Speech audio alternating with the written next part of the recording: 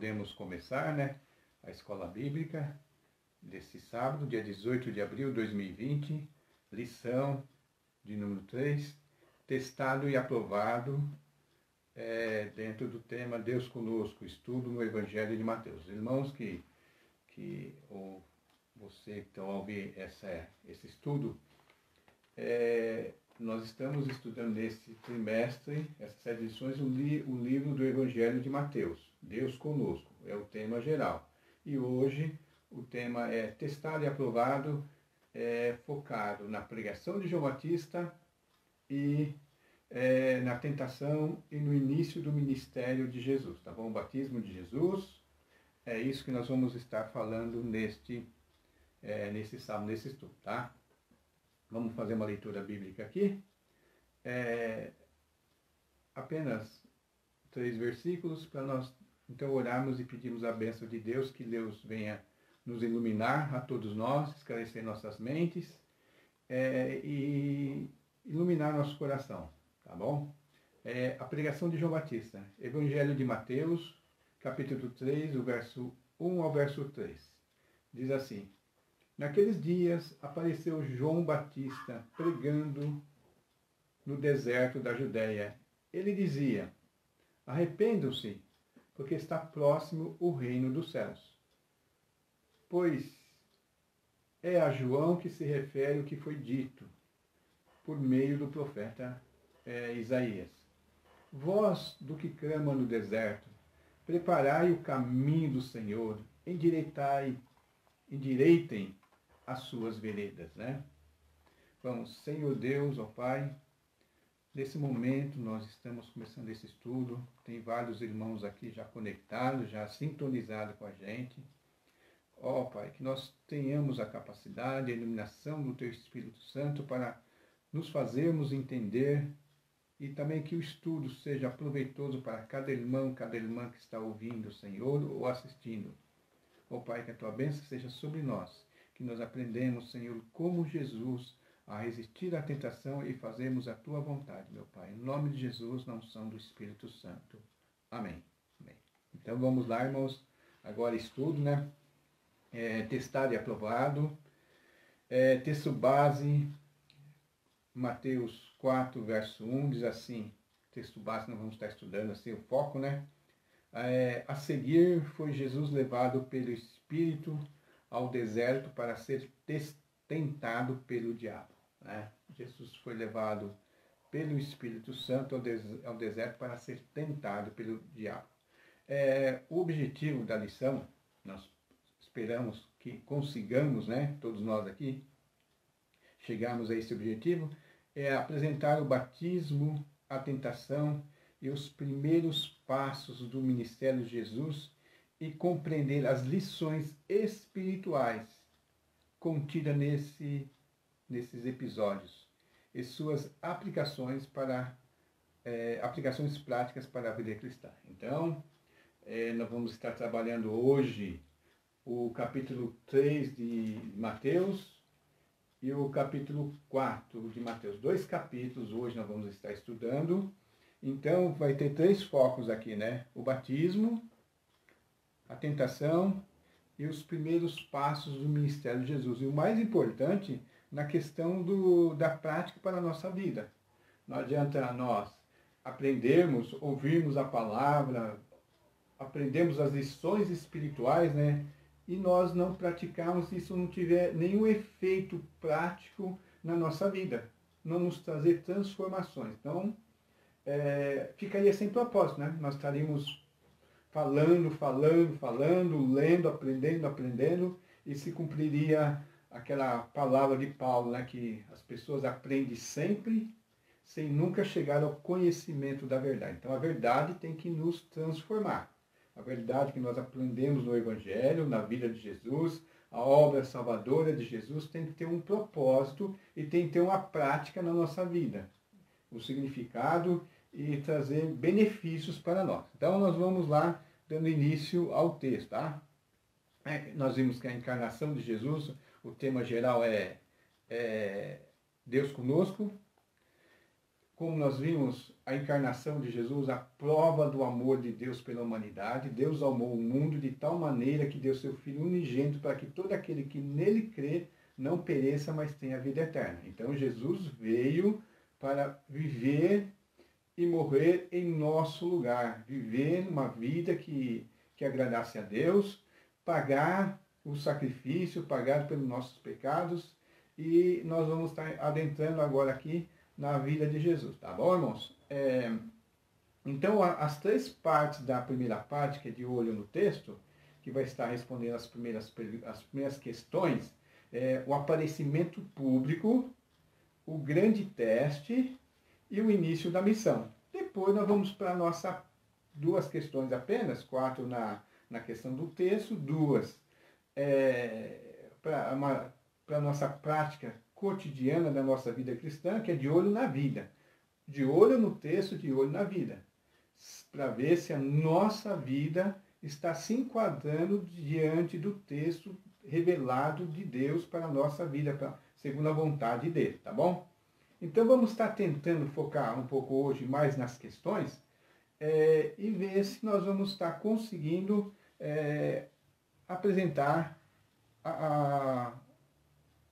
o que está se pedindo na lição. Então, a primeira pergunta aqui seria assim: quem foi João Batista? E qual sua importância para o ministério de Jesus? Então, nós vamos ler o texto aqui e nós vamos no comentário. Vamos lá. Quem foi João Batista? Qual a sua importância para o ministério de Jesus? Né? Diz assim, verso 1 ao 12. Naqueles dias, apareceu João Batista pregando no deserto da Judéia. Ele dizia: arrependam-se, porque está próximo o reino dos céus. Pois é a João que se refere o que foi dito por meio do profeta Isaías. Voz do que clama no deserto: prepare o caminho do Senhor, endireitem as suas veredas. João usava uma roupa feita de pelos de camelo e um cinto de couro. O seu alimento era gafanhotos, o seu alimento era gafanhotos e mel silvestres. Então os moradores de Jerusalém e de toda a Judéia e de toda a região em volta do Jordão iam até onde ele estava, e confessando os seus pecados, eram batizados por ele no rio Jordão. Quando João viu que muitos fariseus e saduceus vinham ao seu batismo, disse-lhe: raça de víboras, quem deu a entender que vocês podem fugir da ira que está por vir? Produzam frutos dignos de arrependimento, e não pensem que podem dizer uns aos outros: temos por pai Abraão, porque eu afirmo a vocês que Deus pode fazer com que destas pedras surjam filhos a Abraão. E o machado já está posto à raiz das árvores. Portanto, toda árvore que não produz bom fruto é cortada e lançada ao deserto. Eu batizo vocês com água para arrependimento, mas aquele que vem depois de mim é mais poderoso do que eu, do qual não sou digno de carregar as sandálias. Ele os batizará com o Espírito Santo e com fogo. Ele tem a pá em suas mãos, limpará a sua eira e recolherá o seu trigo no celeiro, porém queimará a palha num fogo que nunca se apaga. Amém. Então isso aqui é para nós trabalharmos essa primeira questão: quem foi João Batista? E qual a sua importância para o ministério de Jesus? Quem foi João Batista, né? João Batista, primo de Jesus, né? Primo de Jesus, assim, um pouco mais distante, porque a mãe dele era prima de Maria, né? Nasceu 6 meses antes de Jesus, e ele prefigurava, né? Ou não prefigurava, ele simbolizava a figura de Elias. Tanto que por que ele atraiu as pessoas? Porque ele era um típico profeta do Antigo Testamento, um típico profeta da Antiguidade. Ele lembrava muito Elias. Por isso que as pessoas iam atrás dele, procurar saber quem era João Batista, né? Ele não estava na Galiléia, estava na Judéia, no deserto da Judéia, pregando, e as multidões o seguiam e iam lá. E ele pregava o quê? O batismo do arrependimento. E ali fala que as pessoas, no verso 6, diz que iam lá, confessavam os seus pecados e eram batizados por ele no Jordão. Tá? Era um homem muito simples, né? Não era nada assim de estiloso, no estilo de elegância, de roupa da moda. A roupa dele era a mais simples possível, né?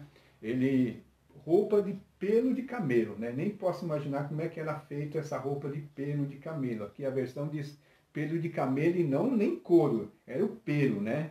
Como é que era trançado, não sei. E a comida dele era o que a natureza tinha, né? Que Deus servia para ele, que eram os gafanhotos, né? Das pedras, né?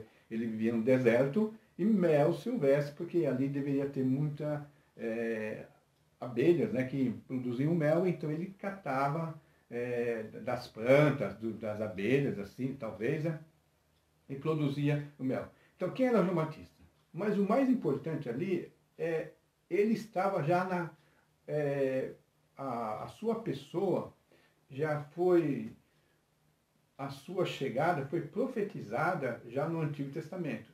Nós vimos desde o primeiro estudo que Mateus, ele queria provar para o povo judeu, para o pessoal de Israel, que Jesus era o Messias.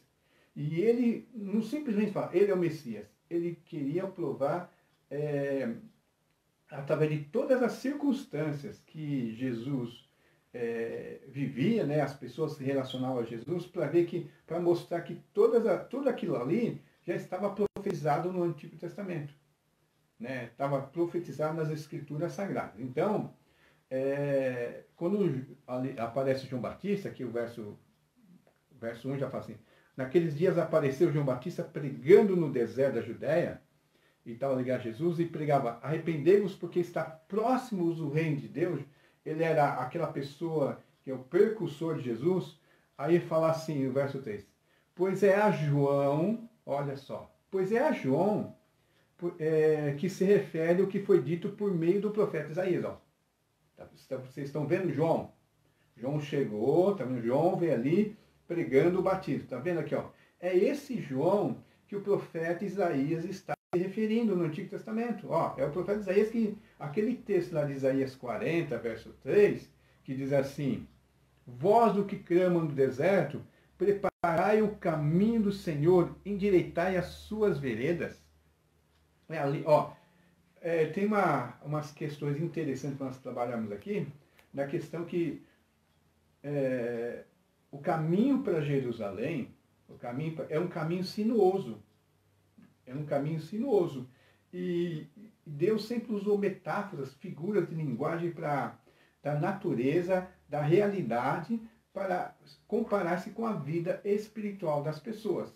Então, quando foi falado sobre esse voz do que clama do deserto, aquele que prepara o caminho do Senhor, aquele que endireita as veredas, né, lá de Isaías, era pré-cativeiro babilônico.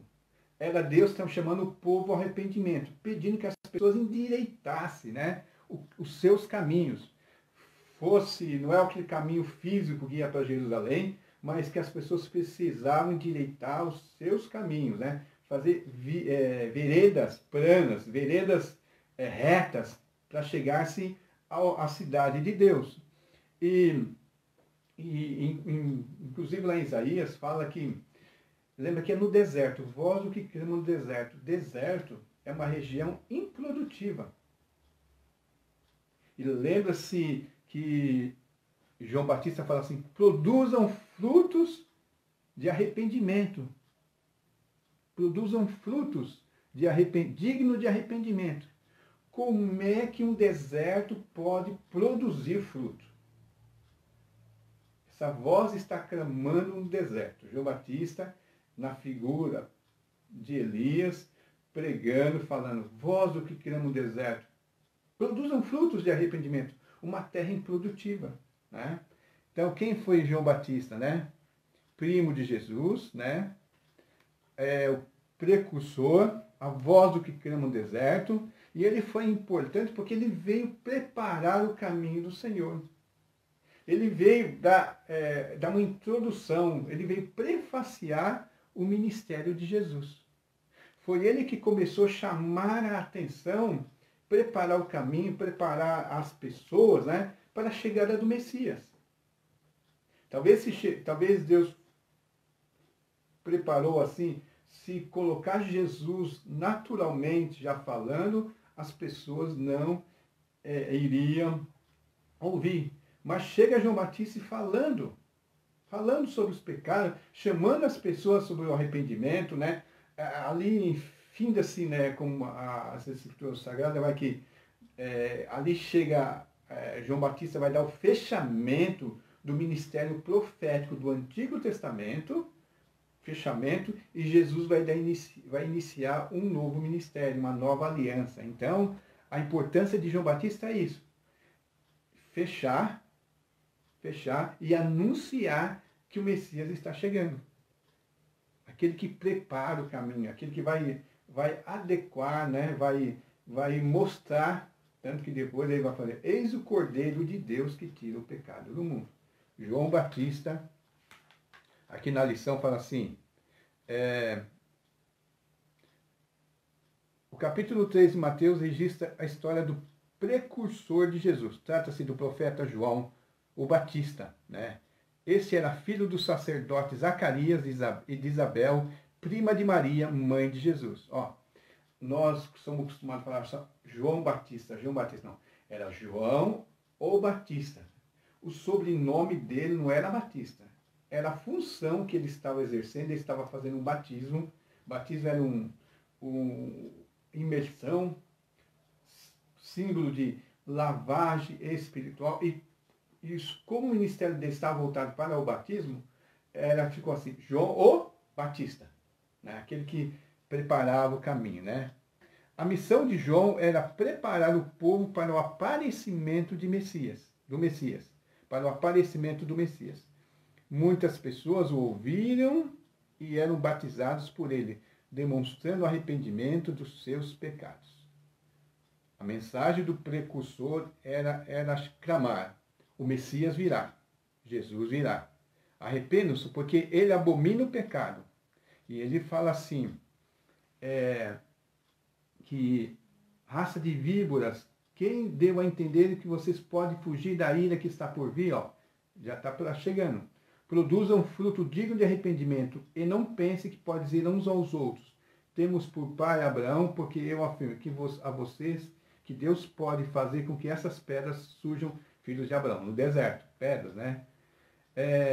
Aí fala: portanto o machado já está posto à raiz das árvores. Portanto, toda árvore que não produz bom fruto é cortada e lançada no fogo. Eu batizo vocês com água para o arrependimento, mas aquele que vem depois de mim é mais poderoso que eu, do qual eu não sou digno de carregar as sandálias. Então já está apontando: Jesus virá, tá? A nossa questão, nós vimos a importância de João Batista. João Batista era primo de Jesus, o precursor de Jesus, aquele que anuncia a chegada do Messias, e a importância porque ele veio preparar o povo para o recebimento de Jesus. Agora, a outra questão aqui, Jesus chega lá e é batizado por João, e ali nós vemos Jesus já sendo confirmado por Deus. Quando Jesus é batizado, o Espírito Santo vem sobre ele, aí nós vemos a Trindade, e Deus fala assim: esse é meu Filho amado, em quem eu tenho muito prazer, ou quem me agrado. Jesus é aquele que agrada. Aí a questão para responder agora aqui: quais foram as tentações sofridas por Jesus e o que chama a atenção em cada uma delas? São 3 tentações. Jesus foi batizado, veio o Espírito Santo sobre ele, e diz o texto que a seguir Jesus foi levado pelo Espírito ao deserto para ser tentado pelo diabo. E depois de jejuar 40 dias e 40 noites, teve fome. Tá certo? Então o tentador se aproximou de Jesus com 3 tentações, né? 2 tentando colocar descrença no coração de Jesus, descrença, ou que Jesus provasse, né, que realmente era filho de Deus. O interessante é que quando Deus fala no batismo, a voz que se ouve é Deus atestando que Jesus é filho de Deus. E tanto que Deus fala assim, esse é o meu filho amado, meu filho amado. Mas o diabo chega lá e as duas primeiras tentações é colocando em dúvida a palavra de Deus. Que nós possamos já pensar na nossa prática, né, que muitas vezes palavras que parecem abençoadoras em muitos cultos evangélicos, muitas pregações, muitos louvores, não passa de uma repetição das tentações de Satanás, atingindo os crentes. Os crentes, oh, que mensagem maravilhosa! E não passa de palavra do tentador, lá desde a serpente, lá do deserto. Vamos lá, qual que é a primeira tentação? Jesus estava com fome. E qual que é a primeira tentação? Verso 3 em diante, diz a segunda parte. O que o diabo fala para Jesus? Se você é filho de Deus, manda que essas pedras se transformem em pães. Olha lá, se você é filho de Deus. Então aí, Jesus na sua fraqueza humana, e ele chega e fala, se você é filho de Deus, você não está com você é filho de Deus?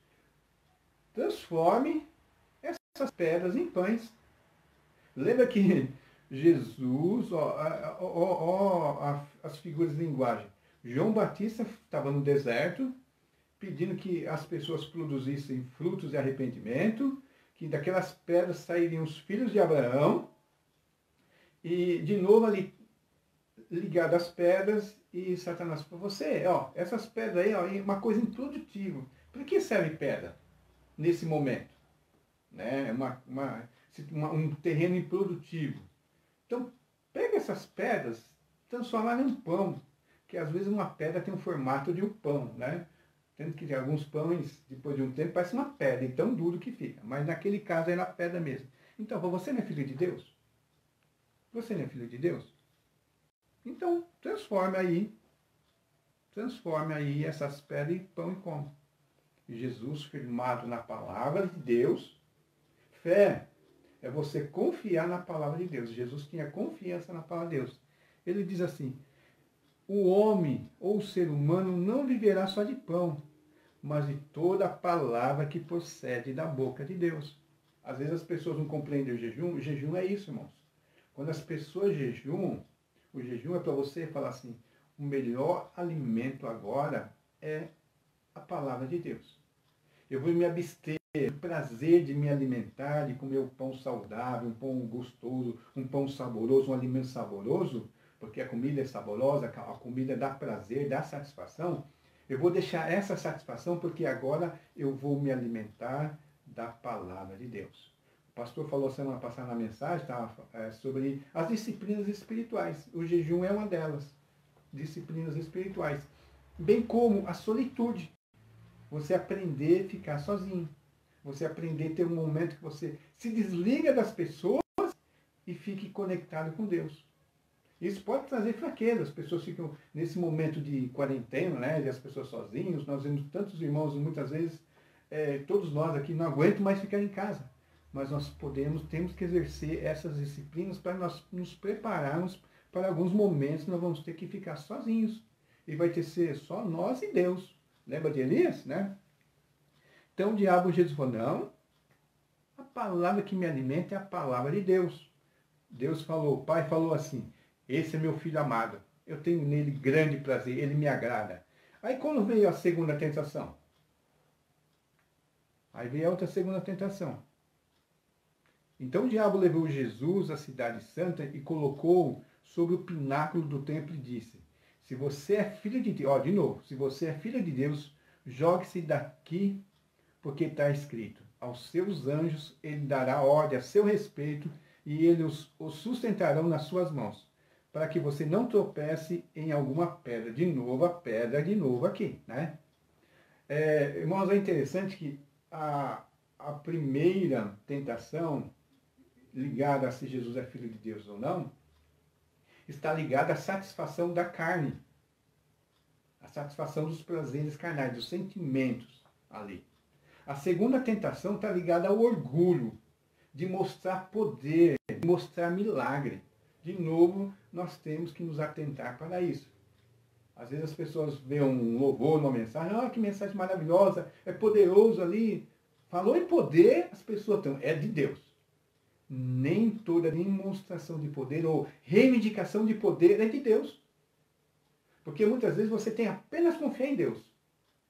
Confiar em Deus, deixar ali o momento. Você não tem que fazer, porque você é filho de Deus, você é cristão, já fazendo a situação prática. Se Jesus trabalhou com essas questões, lembra que Jesus fala isso, quando já fala, você pule desse pináculo aqui, vai ser uma grande demonstração de um milagre. Você vai estar lá em cima, você vai pular. Vai ser o Superman pulando no edifício e as pessoas vão ver você, mas vai vir os anjos, vai te segurar e vai, poxa, essa pessoa é filha de Deus. Esse é filho de Deus, tá? Vamos lá, vamos adorar ele porque é ele. Você não é filho de Deus, faça isso. Quando Jesus estava no jardim da tentação lá, Jesus foi de novo tentado pelo diabo no jardim, Jesus fala para Pedro assim, se eu quisesse, eu pediria ao Pai, ele me daria legiões de anjos que me salvaria nesse momento. Mas agora não é o momento de salvar. Então, aprendemos isso. Tem momento que você tem que passar pela prova. Você tem que passar por isso. Você tem que enfrentar isso com a palavra de Deus. De novo, porque Jesus fala assim, se ele tentou, usou a palavra de Deus. Usou a palavra de Deus aqui, os seus anjos darás ordem a seu respeito. Ele está citando um salmo. Ele citou um salmo para atiçar Jesus. Mas Jesus que fala? Mas Jesus fala assim, também está escrito. Não põe à prova o Senhor teu Deus. Não põe à prova. Não faça a prova com Deus. Nós vemos no livro de Hebreus e nos Salmos também, fala sempre sobre as pessoas lá no deserto, tentando justificar as suas carências. Então eles estavam sempre lá tentando a Deus. Cadê o alimento? Cadê a carne? No Egito tinha mais. E a palavra de Deus com eles ali. Mas Jesus fala assim, não põe à prova a Deus. Não põe a Deus à prova. Porque quando nós pomos Deus à prova, é o nosso coração que se endurece. Lá diz que é no dia da provação. E a outra tentação mais assim, que foi assim, ele mudou de tática, né? Agora ele fala assim, ele oferece, faz o quê? Fazer uma barganha com Jesus. Aí levou Jesus mais alto e falou, ali Jesus primeiro foi no pináculo, Jesus no alto de uma montanha para perceber todos os reinos do mundo. E ele falou, todos esses reinos eu te darei. Você não veio para ser o Messias? Eu dou todos esses reinos para você, se você me adorar. Vou te dar o reino se você adorar. Adora, porque o importante é o que eu vou conseguir. E novamente Jesus foi lá e falou assim, não, nada que o ser humano possa ganhar, que comprometa a sua fidelidade a Deus, que ele troque a Deus por qualquer outra coisa, está errado, né? Leva à condenação. Porque assim, adore o Senhor seu Deus e preste culto somente a Ele, somente a Deus. E ali o diabo não tinha mais o que fazer com Jesus, né? Jesus venceu ele nessas 3 tentações. Se você é filho de Deus, e te dou tudo isso se você me adorar. Vamos pensar nisso. O que você está recebendo ali para adorar o quê? Rapidamente, nós estamos um pouquinho adiantado, né? Vamos lá, atrasado? Vamos lá. Na terceira questão, vamos comentar aqui. O local onde Jesus inicia seu ministério. Todo esse momento aqui do deserto, o batismo de Jesus lá, é na Judéia. Mas quando Jesus sai dali, Jesus vai para a Galileia. Ele não fica na Judéia, sobe para o Reino do Norte. Ele morava em Nazaré com seus pais, mas ele vai um pouco mais adiante e vai morar em Cafarnaum. E de novo aqui a profecia do Antigo Testamento, né, falando sobre isso aqui. Comente sobre o local onde Jesus inicia seu ministério. Aí comenta assim: foi a aristocracia de Jerusalém ou entre os desprezados da Galileia? Isso ensina algo a respeito da missão de Jesus? Primeiramente, nós temos que falar que era uma profecia, já estava lá em Isaías também. Isaías capítulo 9, né? Quando Isaías capítulo 9 está citando sobre o reino do norte de Israel. Essa região, quando houve a divisão do reino, das 10 tribos, das 2 tribos, o reino do norte, capital Samaria, essa região ficou desabitada após a Síria ter deportado as pessoas, Israel, o reino do norte, para outras regiões. Então, aristocracia, quando fala aristocracia, está falando o governo dos melhores, a vida dos melhores. Aristocratas são aquelas pessoas das elites, né, das pessoas que estavam mais ali na região da Judéia. Lembra que Judéia estava ali o reino do sul. A Galileia depois Samaria. Samaria não era bem visto. E como os galileus estavam mais acima ainda, então é como o pessoal da capital olhando o pessoal do interior, ou o pessoal do centro de uma cidade olhando para a pessoa da periferia, né? Quem não consegue pagar os aluguéis, o meio de vida, os custos de vida das regiões centrais, comerciais, vai para a região. Então, ali de novo, Mateus falando sobre assim, deixando Jesus Nazaré, depois da sua tentação, né? Jesus ouviu que João tinha sido preso, ele foi para a região de Cafarnaum, situada à beira-mar, na região de Zebulon e Naphtali. Eram 2 tribos de Israel que ficavam naquela região. Isso aconteceu para se cumprir o que tinha dito por meio do profeta Isaías. De novo lá, terra de Zebulon, terra de Naphtali, caminho do mar, além do Jordão, Galiléia dos gentios. Povo que vivia em trevas viu grande luz, e aos que viviam na região e à sombra da morte, resplandeceu a luz. Por quê? Galiléia dos gentios. Irmãos, quando o rei da Síria levou para Israel, ele, não só os samaritanos, mas muitas pessoas ali diferentes de outras regiões foram morar naquela região próxima ali. Inclusive Decápolis, né, que nós lemos muitas vezes na Bíblia, e pensamos, Decápolis é um lugar? Não.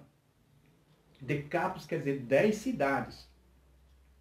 Não era uma cidade, não era um local, era 10 lugares. Quando fala Jesus passou na região de Decápolis, existiam 10 cidades de gregos ali.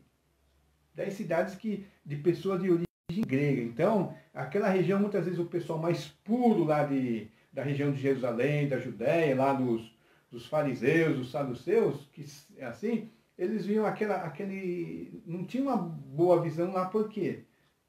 Era um Galiléia gentil, havia uma mistura, né? Eles viam pessoas rudes ali. Mas ali diz assim: o povo que andava, que vivia em trevas, viu grande luz, e aos que viviam na sombra e a região da morte, resplandeceu a luz. A metáfora aqui da luz, né? O povo que vivia em trevas, vivia no deserto, escuridão, de repente eles são. Vem a luz, vem a região ali que resplandece a luz. Isso que significa que Jesus em outros textos, fala que Deus escolhe muitas vezes os pequenos desse mundo para serem grandes no reino dos céus. Por quê? Muitas vezes aqueles aristocratas, né, que eles até foram lá no batismo de João, quando João batizava, mas eles foram lá talvez com curiosidade.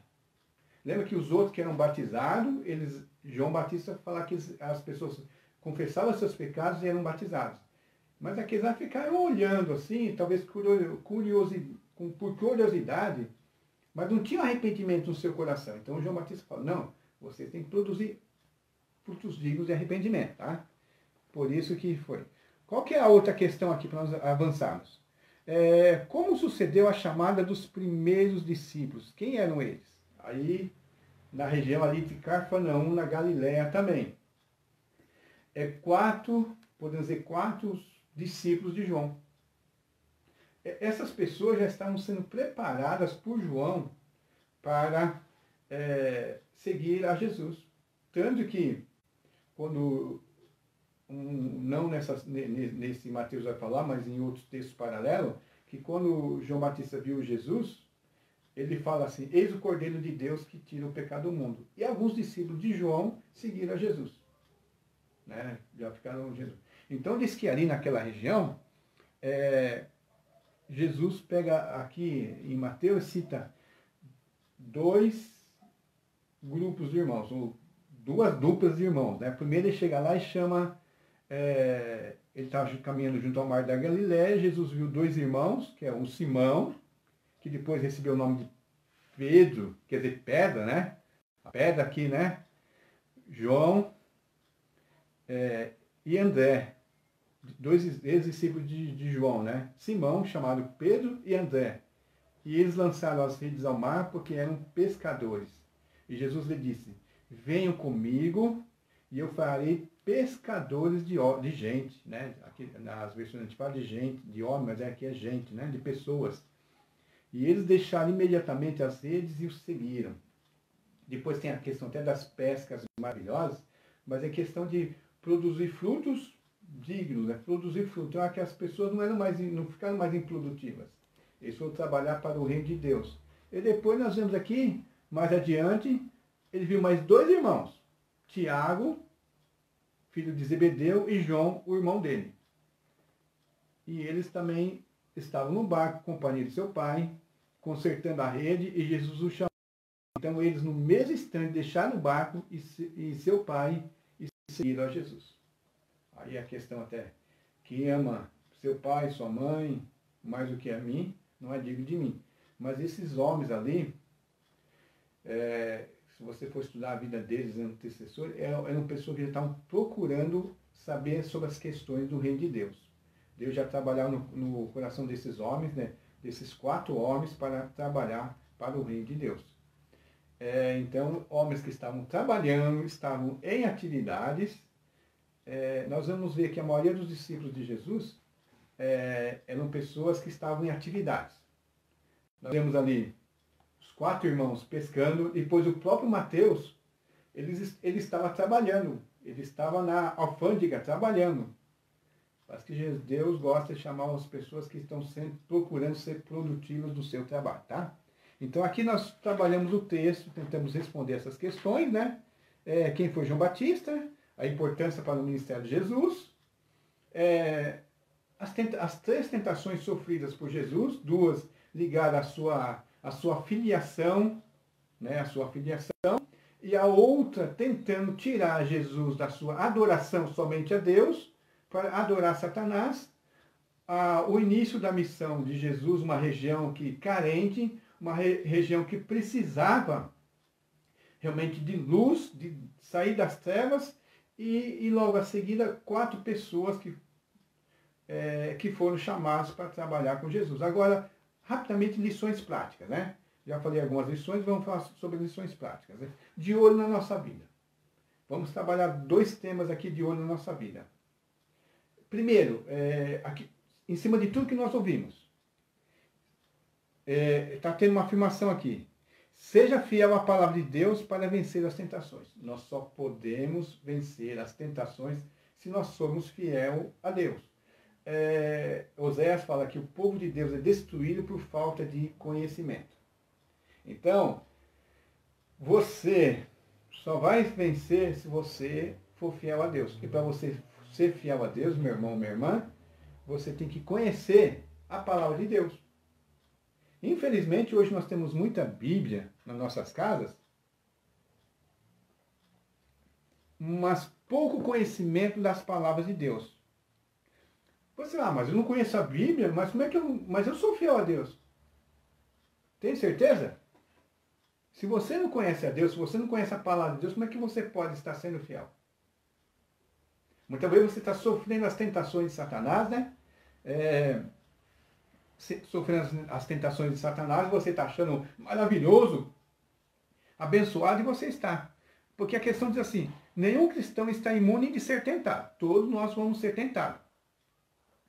Pelo diabo, pela carne e pelo mundo, segundo o João. Pecado é acender a tentação. Como é que você sabe o que é tentação se você não conhece a palavra de Deus? Como eu falei antes, né?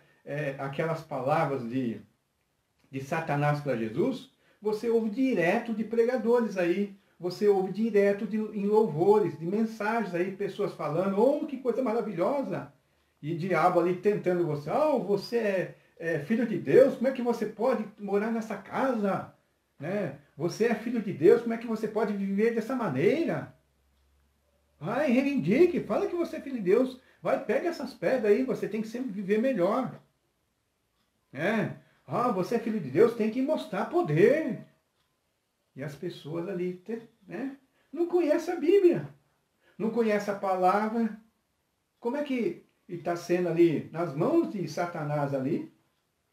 Você não... Aí quando chega na igreja, eu estou sendo tentado. Lembro de alguns anos atrás aí, duas pessoas da igreja viviam chorando. Eu não sei o que acontece comigo, eu estou sendo muito tentado, não sei o quê. Normal. Paulo fala lá na igreja de Corinto, né, que Deus não vai deixar nós sermos tentados além daquilo que nós podemos suportar. Só aquilo que nós podemos sustentar daquela maneira. E mesmo assim, Deus vai nos dar o escape. Então, primeira coisa que tem que fazer, irmãos, aqui é a escola bíblica. Comece a estudar a lição. Comece a estudar a Bíblia. Comece a ler a Bíblia. Se você não se aprofundar no seu conhecimento bíblico, na sua devoção a Deus, você vai ser tentado. Não adianta você cantar esses louvores aí de vitória para lá e para cá, que é pura tentação de Satanás. Pura. Pura tentação de Satanás. Tem uma história assim que, na Idade Média, que uma pessoa, se não me engano, foi com São Tomás de Aquino, ele visitando Roma, e não sei se era o Papa, alguém lá apresentando para ele toda a cidade de Roma, o principado lá, e mostrando toda a riqueza da igreja, e chega lá e fala, olha só o que nós temos. Agora nós não precisamos mais falar como Pedro e João lá no templo, lá para aquele aleijado, não tem ouro e nem prata. Aí o Tomás de Aquino fala assim, não precisa mais dizer não tem ouro nem prata, mas também não vai poder dizer levanta-te e anda. Muitas vezes a prosperidade que nós buscamos, que nós recebemos desse mundo aqui, por deixarmos nos vencer pelas tentações de Satanás, porque muitas vezes a prosperidade que você pode estar vivendo, a prosperidade, cedeu à tentação de Satanás.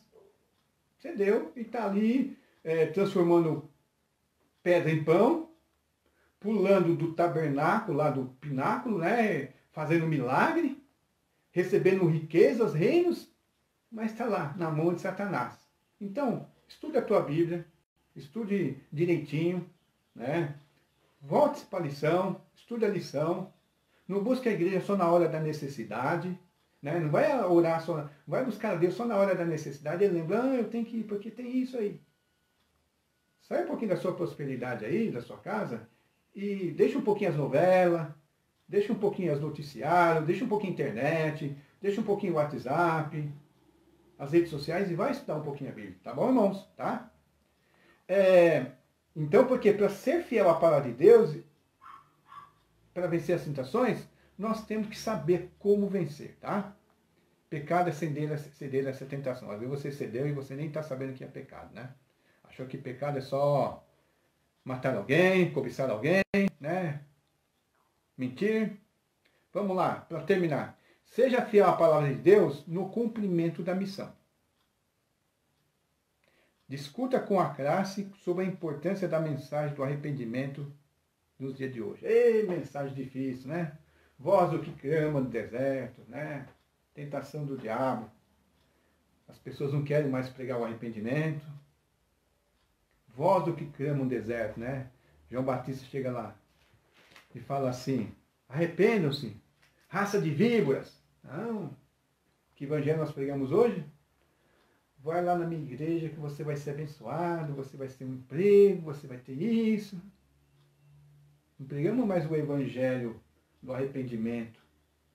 Não trazemos mais a mensagem que as pessoas têm que se arrepender.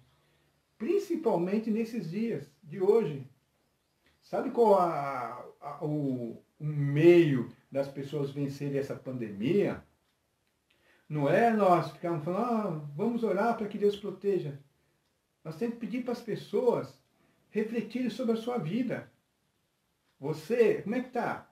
Você está pensando no que você tem que melhorar no seu relacionamento com Deus? No que você tem que se arrepender e deixar e abandonar e não voltar mais? O que você tem? Qual é a mensagem? Estava vendo uma palestra de um pastor aí, e ele escreveu um livro que chama assim, Pregações Maricas. Hoje nós estamos cheios na igreja de pregações maricas, né? Porque as pessoas têm medo de chegar lá, as pessoas pedem muita oração para as pessoas, ou falam para as pessoas resolverem seus problemas. Mas ninguém chega lá assim, ó, por favor, camarada, por favor, conheço você. Como é que está a sua vida com Deus? Você quer a bênção de Deus, mas você não quer se arrepender? Não é essa mensagem que nós estamos passando para as pessoas? A gente vê ainda nos grupos de oração, dos WhatsApps aí, né? A gente participa de alguns. Muitas vezes as pessoas pedem oração pelas pessoas, mas não buscam levar as pessoas a refletirem sobre a sua vida longe de Deus. Pessoas querem comprar as pessoas com as bênçãos de Deus. O diabo tentou Jesus nessa maneira. Tentou que Jesus poderiam receber pão, receber livramento e receber poder, ceder nas tentações. Sem Jesus se arrepender. Ou Jesus não precisa de arrependimento, né? Sem Jesus ficar focado na palavra de Deus. Mas a mensagem de João Batista fala assim, arrependam. Jesus não precisa de arrependimento, mas nós precisamos. Então, para nós vencermos as tentações, nós temos que nos arrepender. Para nós vivermos como discípulos de Jesus, nós temos que arrepender. Já estamos quase terminando, irmãos, né? Logo vai estar, né, o café, né? Pode preparar o café aí que nós já vamos estar terminando. Cada um vai no cafezinho antes do louvor, né? Antes de começar o culto. Então, nós temos que nos arrepender. Então, qual que é o desafio para essa semana? Qual que é o desafio? Jesus foi vitorioso diante das tentações do inimigo. Jesus foi capaz de vencer os seus desejos humanos. Suportou os ataques do maligno na dependência da palavra de Deus. Dependência da palavra de Deus, irmãos, não é só ficar repetindo versículos separados, né? É toda a palavra de Deus, toda a palavra de Deus. O Pai foi glorificado por sua resistência ao pecado. A sua vida está glorificando a Deus. Ele provou ser possível superar todas as inclinações da carne. Sua vitória precisa nos encorajar. Sua vitória precisa nos encorajarmos a vencermos todas as tentações que nos sobrevierem. No poder da palavra de Deus seremos vitoriosos. Aqui, ó. Nós falamos que tem que ter conhecemos o texto, agora tem uma parte prática em nossa vida. Tem que nos ajudar, né? No poder da palavra de Deus seremos vitoriosos. Irmãos, palavra de Deus vitoriosa não é aqueles versículos separados que as pessoas falam assim, ó. Pega lá, Salmo 91. Aquele que habita no esconderijo do Altíssimo, a sombra do Onipotente, descansará. Então as pessoas sabem só esse versículo e querem ser vitoriosos. Nunca. Se você não conhecer a profundidade da palavra de Deus, você não vai ser vitorioso. Então, aqui que é o desafio da semana. O desafio da semana é confessar a Deus as nossas fraquezas. Em uma sincera oração, vamos dizer ao Senhor quais são os nossos pontos frágeis, quais pecados nos atemorizam, com base na palavra de Deus. Peçamos forças ao Senhor para superarmos tamanhas tentações. Deus é poderoso para aperfeiçoar o seu poder em meio às nossas fraquezas. Fazendo referência a Paulo, né? Afinal de contas, se Deus é por nós, quem será contra nós? Deus é por nós, mas dentro da vontade dele. Nós temos... Irmãos, ó, só um último conselho. Não adianta nós agora nos ficarmos, fazermos projetos, vou me arrepender disso, daquilo, e quando terminar isso, nós voltamos à mesma vidinha. Tomamos uma decisão, abandonamos nossos pecados, abandonamos a nossa vida sem estudo da palavra de Deus, sem aprofundamento, sem oração, sem dedicarmos tempos a Deus. Agora, nós sempre falamos, não tenho tempo. Todo mundo está tendo tempo agora, né, irmãos? Com exceção daquelas pessoas que têm que sair para trabalhar ainda, que não está trabalhando em casa, todo mundo tem tempo agora para orar, para ler a Bíblia, para refletir, para estudar, para saber mais. Tá bom, irmãos? Que fique aí, ó. Nesse momento, né, na igreja, seria o momento das ofertas. Então, irmãos, não esqueça de separar a sua oferta aí e depositar. Tá bom, irmãos? Vamos estar contribuindo porque a estrutura da igreja ainda está em pé. A igreja tem coisas a pagar, contas a pagar. Então, não esqueça que não é porque você está em casa que você vai esquecer de ofertar a Deus. Dá um jeito, dá uma maneira de ofertar a Deus. Tá bom, irmãos? Que Deus os abençoe.